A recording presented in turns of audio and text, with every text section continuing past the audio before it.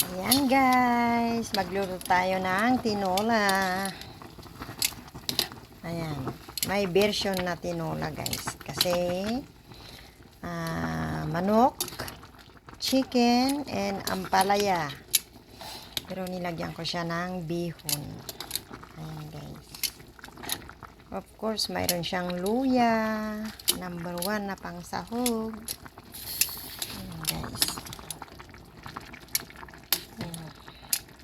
Binold ko siya ng 1 hour yung chicken para malambot siya. As you can see guys, malambot siya, diba? So, ayan. Tapos ito, ayan. Ano siya?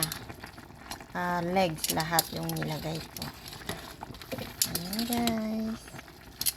Masarap na masarap.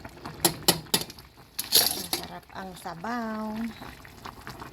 Kailangan natin ng mapait ang palaya.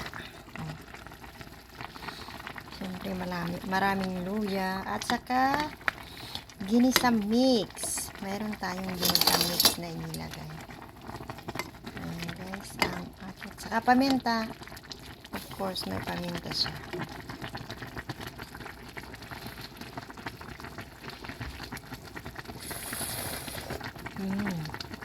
Ang sarap. Kahit nandito tayo sa Canada, mayroong ampalaya. Yan yung ginawa ko guys na ampalaya. Nilagay ko sa freezer yan. Siyempre, wala tayong presko dito. Kaya malayo ang market dito. Walang fresh. So, blinance ko siya ng 3 minutes. Tapos nilagay ko sa freezer.